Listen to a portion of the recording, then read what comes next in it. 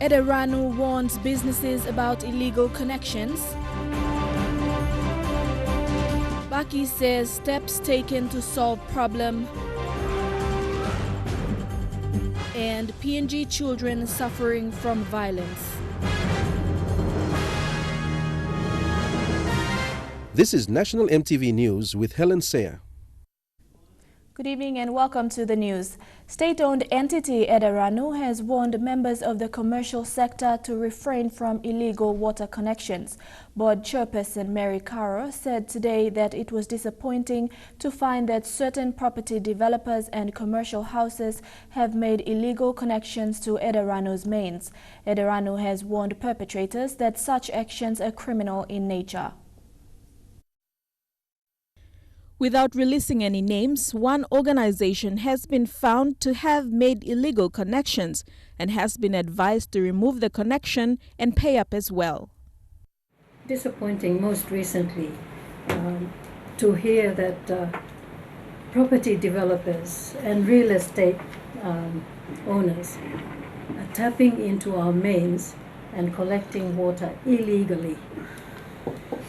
Now, this call is to them to stop that nonsense, because the impact of what they're doing, when Eda Ranu finds out, it disconnects them from the main and what happens to their clients. Mrs. Caro said Eda Ranu is paying for treated water from Mount Eriama, and bills received from clients go towards maintaining the pipeworks and services rendered. Eda Ranu's Chief Executive Officer, Henry Mokono, said Port Moresby is growing exponentially and the roadworks have improved significantly. When this board came in partnership with our 3 open elected members of parliament, we worked together to deliver more than 60 or 70 water connections into these major settlements of Port Moresby and villages. Although we're not making much money out of this, we're subsidizing the costs, in fact, as part of our community service obligation. Since 2013 till now, we have about 85 connections that are controlled by water committees in various settlements and villages. They operate under the MOU. We signed an agreement between Eda Ranu and the water committees. Mrs. Caro said a master plan for NCD is needed for Eda Ranu to go by. She added that a technical engineer from Eda Ranu needs to be on the NCDC building board to alleviate some of these issues. Eda Ranu is currently working on a design, scope and costings for prepaid meters to be used in the future to address the non-payment of water bills. In the meantime, Eda Ranu has also warned staff that are collaborating with perpetrators that they will be dealt with by management. Deli Waigeno, National MTV News. Police Commissioner Gary Baki says the Medang police housing problem cannot be treated as a special case, but steps are being taken to resolve the long-standing housing problem. Baki's reaction comes as Medang police work to resolve a settlement clash over the weekend, as well as a roadblock along the Bogia area set up by villagers after a senior police officer shot a man dead. Medang's crime rate has risen significantly over the last 6 years as police numbers were cut due to a housing shortage. I'm grateful that I'm here today to sign this MOU on behalf of... Today, Commissioner Gary Baki indicated the situation would not change in the immediate future, but steps are being taken to fix the problem. We are actually catching up in Medang. It's a decision that we've regretted making previously by the past management, and that is we condemn the barracks in Medang, which allows members to be sent back to their home provinces, and once we reopened the barracks, no one wanted to come back. Medang has seen an increase in crime. While there's been no confirmed figures, police say the rate of homebrew consumption, petty crime and clashes between settlers has risen significantly in 5 years. In July, several houses were burned in retaliation over the death of a man at the Nagada settlement. Another was attacked as part of the revenge. Over the weekend, another clash put pressure on police resources and manpower. A police vehicle was stoned and several settlers injured in the fighting. In another part of the Medang province, villagers at Suaru have blocked off the main highway in protest after a police officer shot and killed a man in his 30s. And he's currently being suspended now, but if he's charged, then he will face the full force of the law. In Leh City, another lingering problem, part of the national police housing crisis. Police duplexes still stand incomplete. Commissioner Baki said today funding has been allocated and work should begin soon. Scott Waide, National MTV News, Leh. The University of Technology in Leh has signed a memorandum of understanding with the Royal Papua New Guinea Constabulary to train a group of reserve constables who will work with the university. Acting Vice-Chancellor Dr. Ora Renagi and Police Commissioner Gary Baki signed the understanding this morning, marking the start of the partnership. Commissioner Baki has also extended the invitation to Unitech staff to become reserve policemen and women as part of service to the community. The Leh Metropolitan Command will begin training the reserve constables immediately. Papua New Guinean children experience some of the most extreme forms of violence, from physical to emotional abuse. Sadly, 50% of our children are endangered by family violence in their own homes. Last night, Save the Children, a leading children's organization, launched a report on Papua New Guinea's child protection system. Children in Papua New Guinea experience some of the most extreme forms of violence, and the rates are extremely high according to world standards. According to UNICEF and MSF, 70% of children in PNG suffer from emotional and physical abuse, 50% experience sexual abuse, and 50% of children are endangered by family violence within their homes. Last night, Save the Children launched a report on Papua New Guinea's child protection system. The report was launched following a research into the country's child protection system. The research was conducted in May and June this year with a sample size within 5 provinces: the National Capital District, East Sepik Province, Eastern Highlands Province, Morobe Province, and the Autonomous Region of Bougainville. From this report, Save the Children highlighted that violence on children remains extensive in the country. There is a general lack of understanding on violence against children. There is a need for child protection laws to be implemented practically with adequate resources and a clear allocation of budget. Also, children's needs are not adequately attended to due to lack of knowledge and skills and a lack of available services.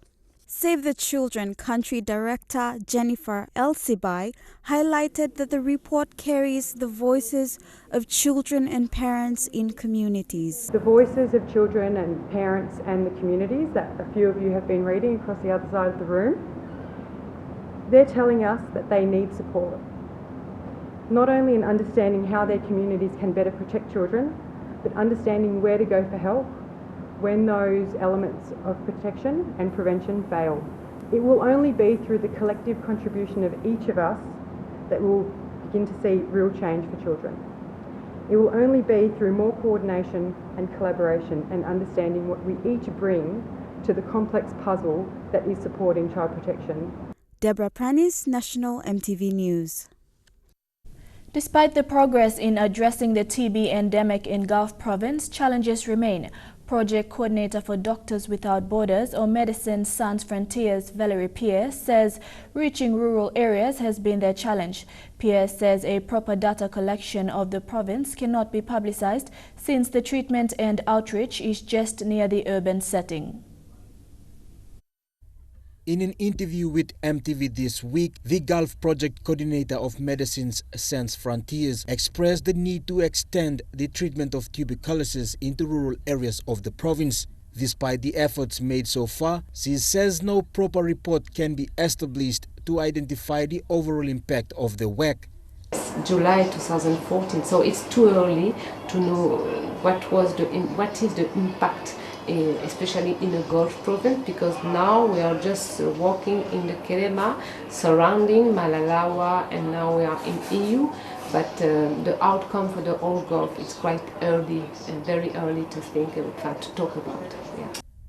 Medicines Sans Frontiers, or Doctors Without Borders, started their work in Gulf Province in 2014 after the National Health Department identified Gulf and Western Province as hotspots. Now in the cohort of MSF, about 473 patients. We have 24 NDR patients. And yes, I would say we are on monthly basis. We can say we are including a lot of TB patients. The case detection, the case finding is something that we are really working deeply on it. Progress has been made in identifying and treating drug-resistant patients, including prevention measures. However, their work is confined by bad road conditions, lack of bridges, and the remoteness of communities. To be honest, I will tell you that it's very challenging for us because the access to patient is quite complicated. But yes, we are offering drugs, TB drugs and care.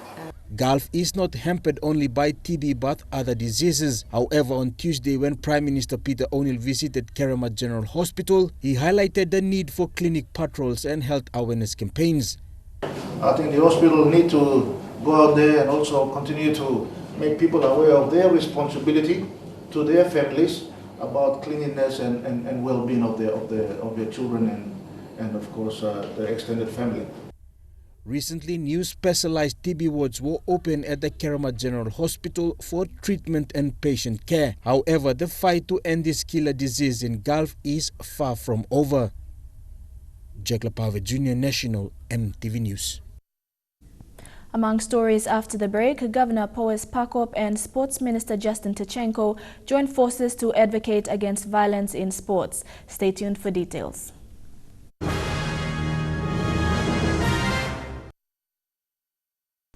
Welcome back to the news. This Sunday, Port Moresby residents, including Governor Powes Pakop and Sports Minister Justin Tachenko, will walk for peace and unity on zero tolerance of sporting violence. It will be supported by the Rugby League fraternity with an open invitation to other sporting codes. A short dedication service will be held after the walk in honor of Rabal Gure supporter late Joe Piddick. The walk will start at 6:30 a.m. on the 11th of September at Jack Piddick Park. The idea of the walk came after the passing of late Joe Piddick, who became a victim of violence in sports.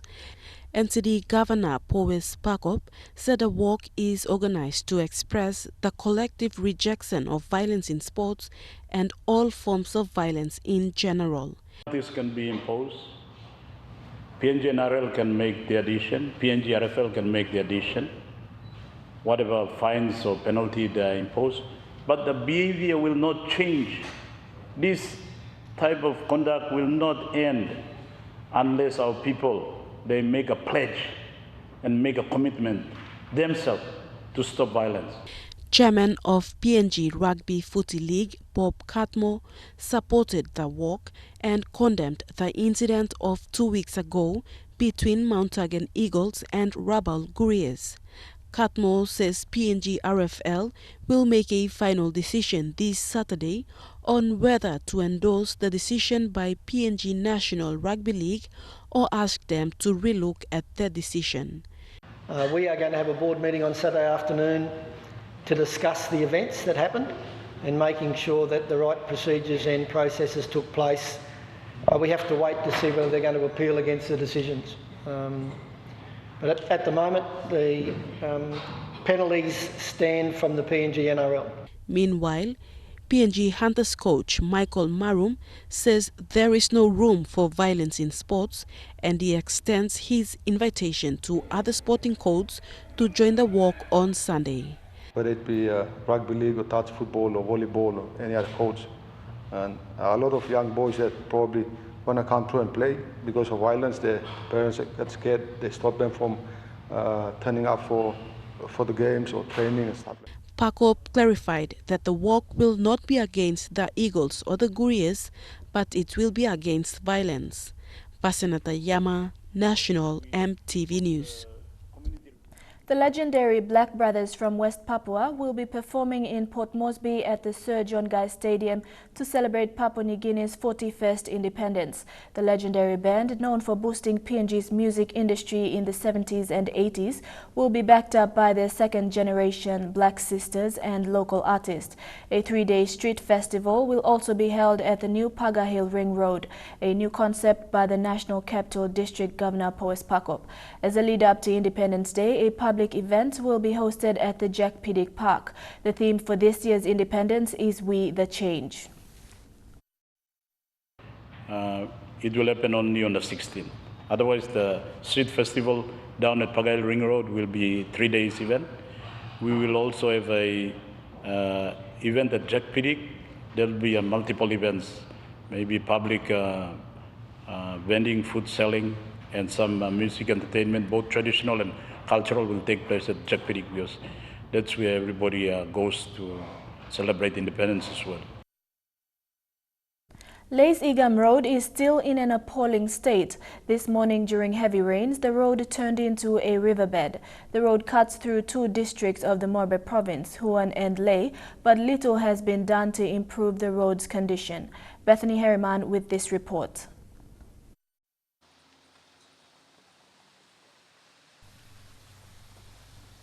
During heavy downpour this morning, PMV buses and other vehicles were forced to drive through a flooded road. The Igam Road leads to a heavily populated tent city, the Igam Army Barracks and the Police Mobile Squad Barracks. It is also an alternative route for rural areas in the Nawaib district. However, it has been neglected. Behind me is the Igam Road. When it rains, this is the state the road is in. It floods and it looks as if it's a river. Now, successive governments have failed to maintain this road.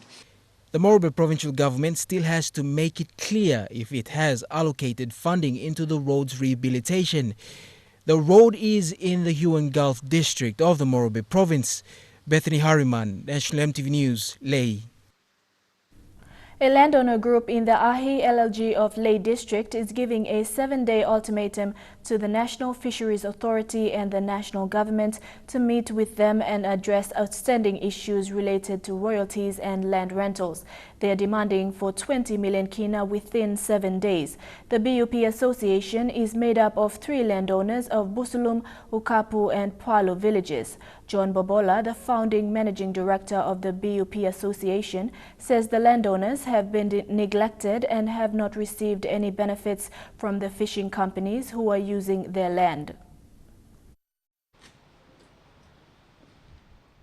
The Landowner Association BUP are the landowners of the land particularly known as 351 that was transferred back to them from the Lutheran Mission. This is the 50 hectares of land that the fishing companies are settling on. The founder of the association, John Bobola, says the establishment of these companies at Malahang in Lay District is based on the government's landowner land development program. Our claim at this point of time is for redress and for compensation of 20 million kina.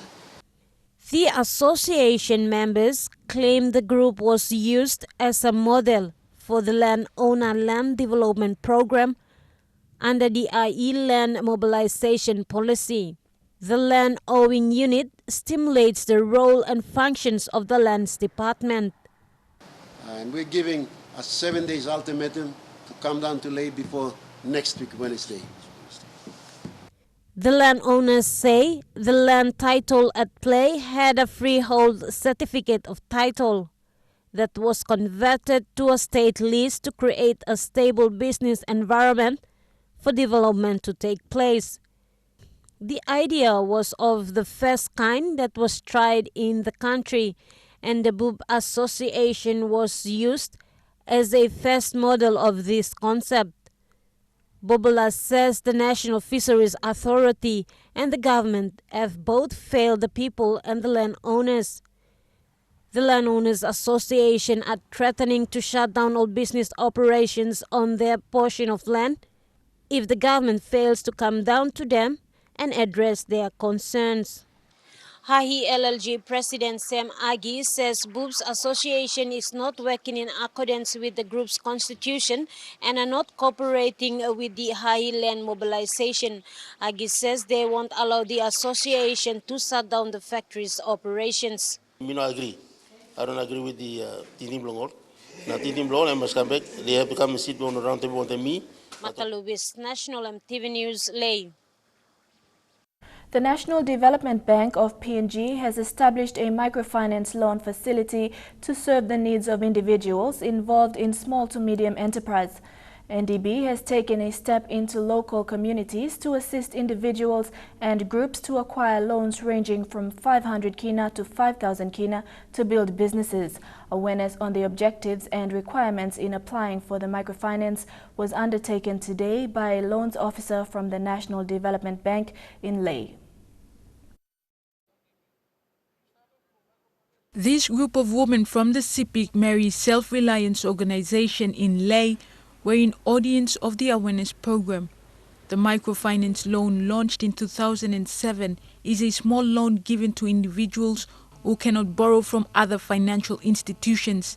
NDB's microfinance loans officer based in Ley, Stanley Stevens, says the loan is to assist vendors with existing small businesses. We can help them so that they can continue to increase or expand their business activity, and at the same time they can have extra fund or cash in their pocket to support their family needs and at the same time improve their living standard. There are two requirements requested by NDB to those who wish to apply for the loan. So they must be a permanent resident of that area, and then they must involve in income generating activity for them to qualify them to become a member of the group. The women are encouraged to organize their groups in order to be eligible. I'll move these ladies from microfinance to another step, having their license and business proposals, maybe to the next step of company and maybe as millionaire. Previously known as the Rural Development Bank, the National Development Bank is the development finance institution of Papua New Guinea. It is owned by the Independent Public Business Corporation as trustee for the state and people of PNG. NDB's primary function is to provide accessible development credit to citizens to engage in income generation. Julie Badui Owa, National EMTV News, Ley. And now looking at our finance news, the kina closed unchanged at $0.3155 in the interbank markets. At Bank South Pacific, your kina was buying $0.3080, $0.3981 Australian dollars, $0.2710 euro and 30.96 Japanese yen. Looking at commodity prices at New York close, gold and coffee closed higher, while cocoa and copra closed the day lower. Copper closed lower, while palm oil and crude oil closed the day higher. And on the stock market, the Dow Jones closed at 11.98 points lower, the ASX is trading at 40.55 points lower, and the All Ordinaries is trading at 38.44 points lower. When we come back, Sogeri in the Central Province offer tourist adventures in Looking PNG Now Expo. Stay with us.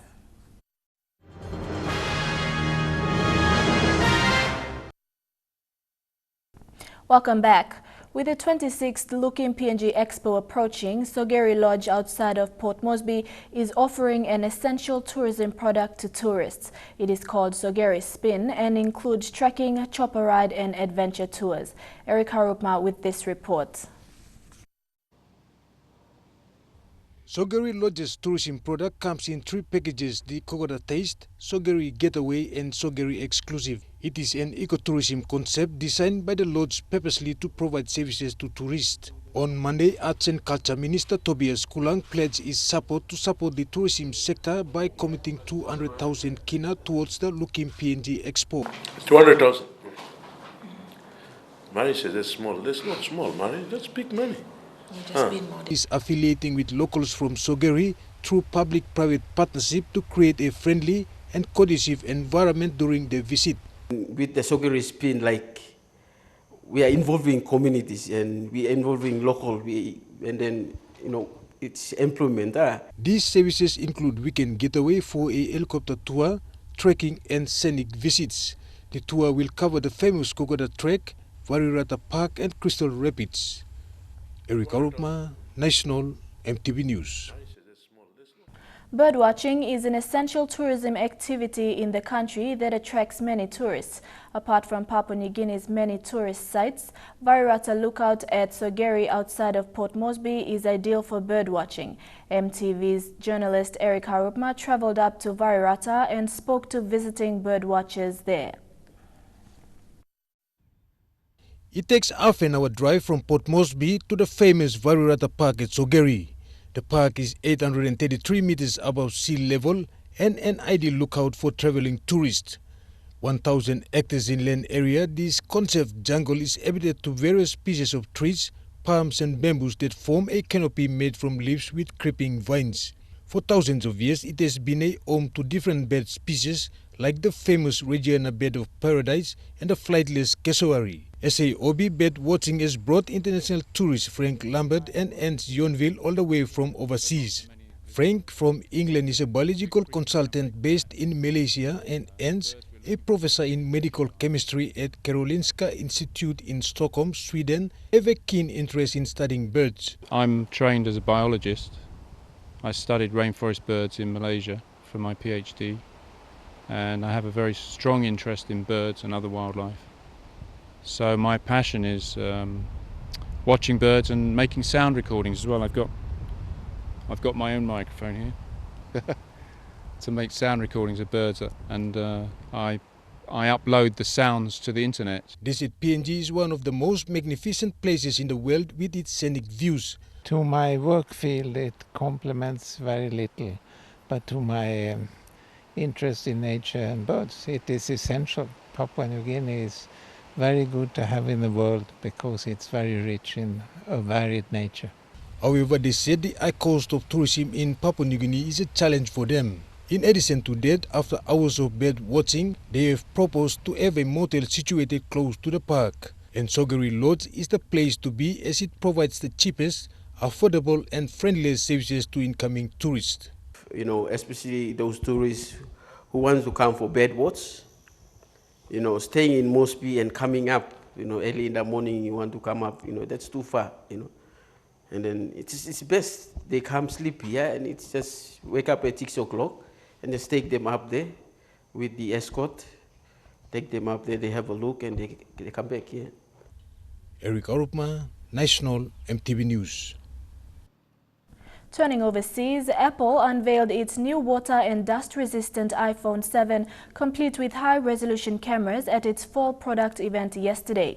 The world's best-known technology company said the iPhone 7, starting at $649 would have one zooming 12-megapixel camera. The Plus edition, starting at $769 would feature two cameras. It's the best iPhone that we have ever created. Apple also removed the analog headphone jack, as was widely expected. The new headphones supplied with the phone will plug into the same port as the recharging cord and will also work with Apple's new wireless headphones called AirPods, available in late October at a price of $159. We're just at the beginning of a truly wireless future we've been working towards for many years, where technology enables the seamless and automatic connection between you and your devices. The new phone will start shipping in major markets, including the United States and China, on September 16. Apple typically gives its main product, which accounts for more than half of its revenue, a big makeover every other year, and the last major redesign was the iPhone 6 in 2014.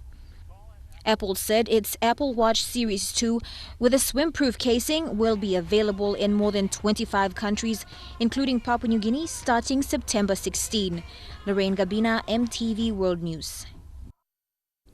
Chukai Sports is next. PNG Games deferral. Lisa Cole reviews the team's tour of America, and the Lewas prepare for Women's Cricket World Cup. Stay tuned for details.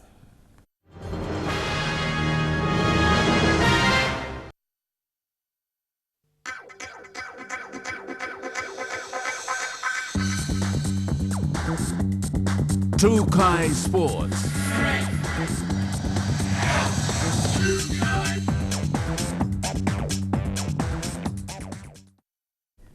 Welcome to Trukai Sports.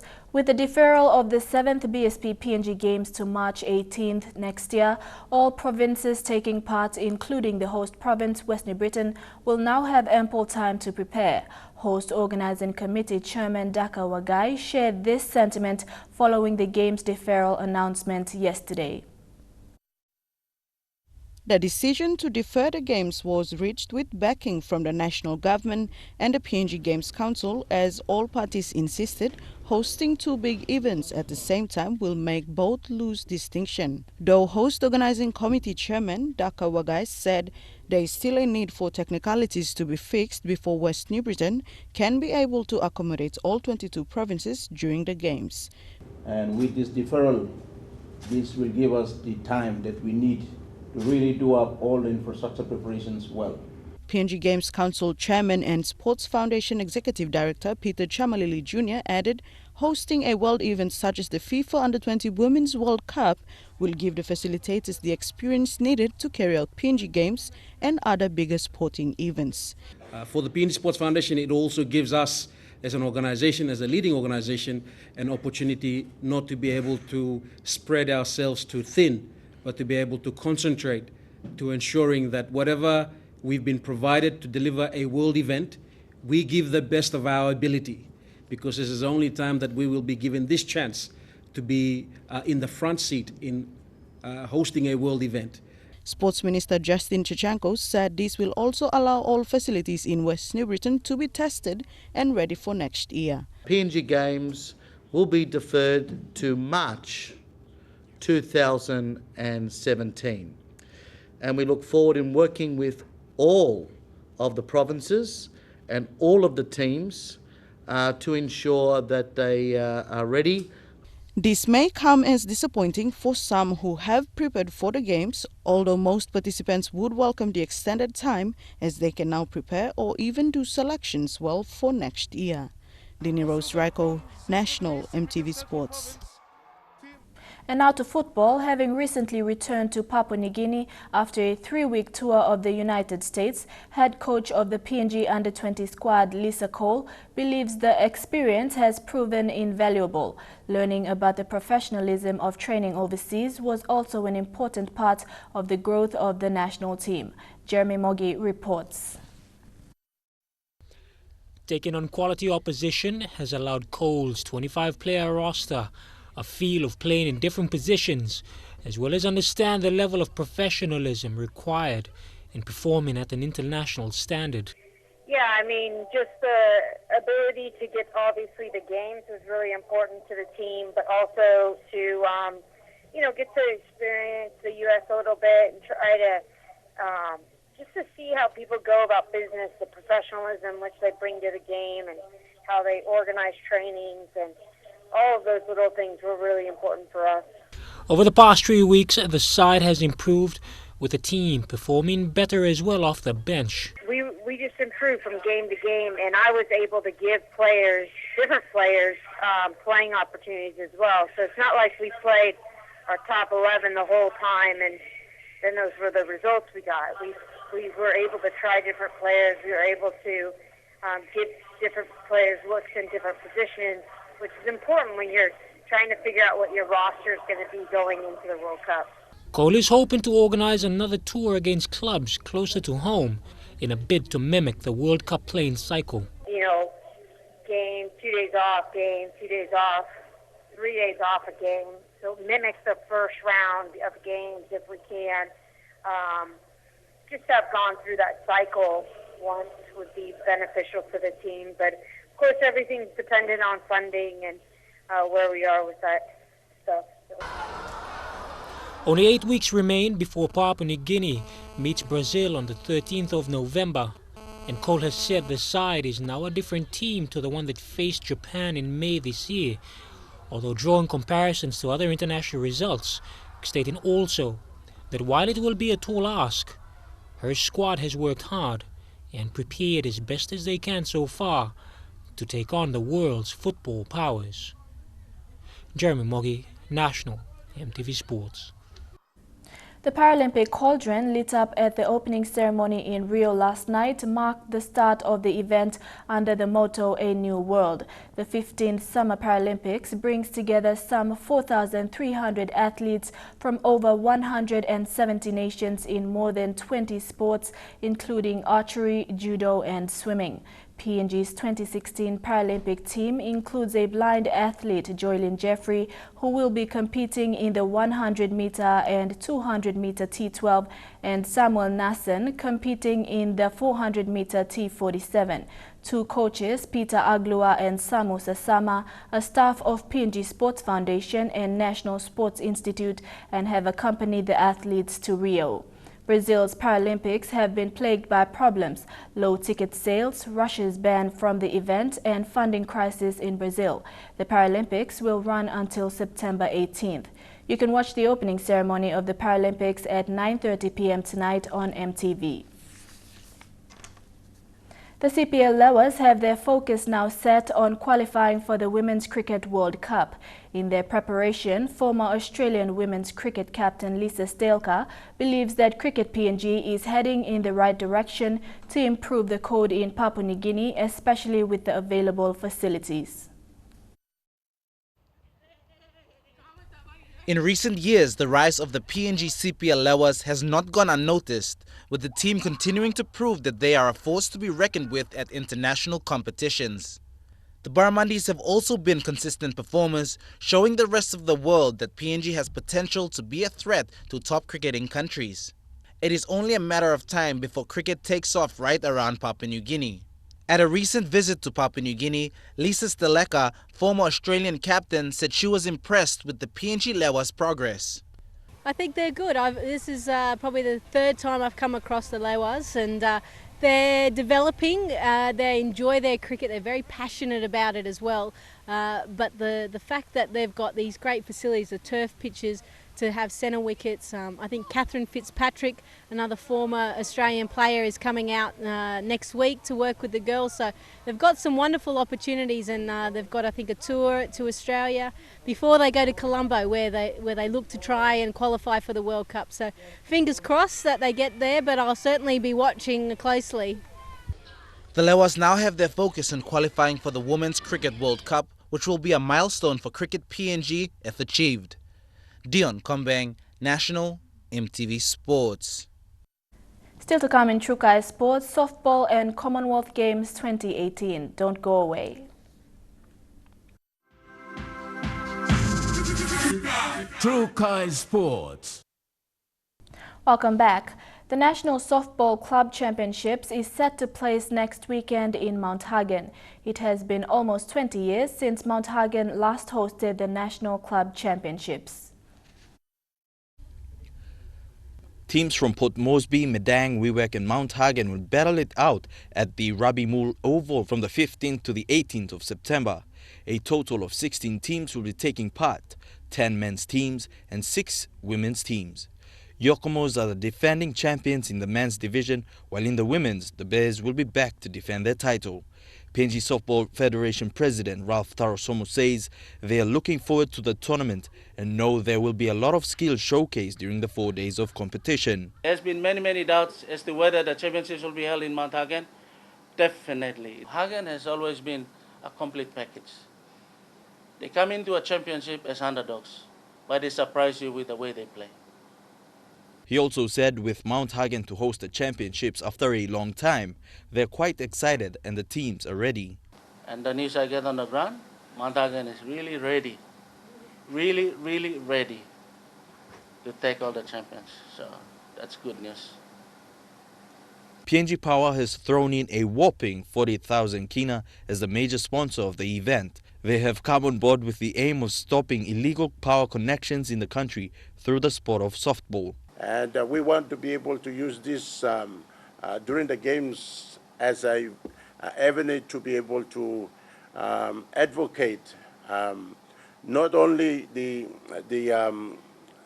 illegal connection issues, but we also want to tell the message and our good people out there that electricity is an essential service. The event kicks off on the 15th of September, all through to the finals on the 18th. Elijah Levet, National EMTV Sports. The Papua New Guinea Softball Federation will be sending a PNG men's team to Canada next year. They will be competing in the WBSC Men's Softball Championships. This was made known today by PNG Softball President Ralph Tarasomo. Men's team to the World Series coming up in Canada. And this sponsorship has come in the right time also, because it will ensure that we get some of the best athlete players around the country, so that we can see on where their standards are and where the fitness level is. And when the team is selected, PNG Power can be rest assured that you have enabled us to put so much effort in ensuring that we select the best players to represent PNG in the World Series coming up in Canada in 2017. PNG could one day host the Commonwealth Games. That's from Minister for Sports Justin Tachenko. This follows a memorandum of understanding signed between PNG and Gold Coast City Council, the host city for the 2018 Commonwealth Games. MTV's Godwin Eki reports. Papua New Guinea made its first debut at the Commonwealth Games in 1962 in Perth, Australia. It wasn't until 1990 Games in New Zealand when PNG won its first ever gold medal in lawn bowls, won by Gewa Vadatau. 16 years later, in 2006, PNG sent its athletes again to Melbourne, Australia, and this time PNG managed to pocket another gold in the code of swimming, won by Ryan Pinney, bringing the total to 2 for PNG. And the champion of 94 kilos. 2 years ago, in 2014 again, a large contingent was sent to Glasgow Commonwealth Games, where PNG won 2 more gold medals in the code of weightlifting by Dika Toa and Stephen Curry. A point well made, but Stephen Curry is the champion of the Commonwealth. And now, in preparations for the 2018 Commonwealth Games, Minister for Sports Justin Tachenko said PNG looks forward to the Commonwealth Games that will be hosted by the city of Gold Coast. Now, the Commonwealth Games being so close to Papua New Guinea gives us a fantastic opportunity to have a huge team, huge representation in 2018. He added PNG has become a major sporting hub in the region and is capable of hosting any international event, even the Commonwealth Games. Director for PNG High Performance Center of Excellence, Aaron Alsop, said they will continue to help and support athletes around the country in preparations for the 2018 Commonwealth Games. Obviously, the final number of who's selected and how many athletes get to go is restricted by the Commonwealth Games Federation numbers and the Olympic Committee's decision on the funding for that, so that's probably best for them to share. But in terms of what our role is and how we're here to support the athletes that do get selected to prepare is something that we're already focused on. In the meantime, with the Commonwealth Games only 19 months away, Australia's city of Gold Coast is well into preparations since the appearance of the 2018 Games mascot in July. Godwin Eki, National EMTV Sports. And that ends True Kai Sports. The weather details when we come back. Kai Sports.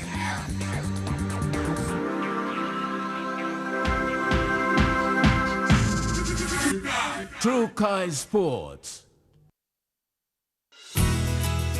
The weather details are proudly brought to you by Dulux Weather Shield. Worth doing with Dulux.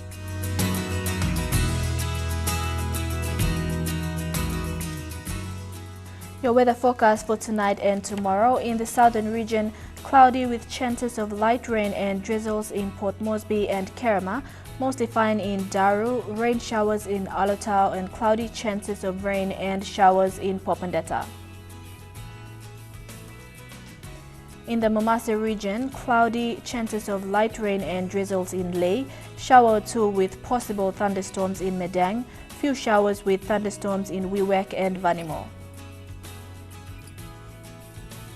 In the Islands region, few showers with thunderstorms in Lorengau and Kavieng, a shower or two with thunderstorms in Kokopo, Rabaul and Kimbe, and thundery rain showers in Buka.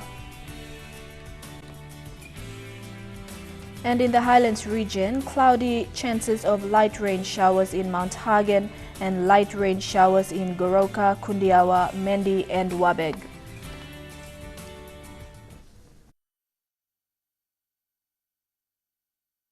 The weather details are proudly brought to you by Dulux Weather Shield. Worth doing with Dulux.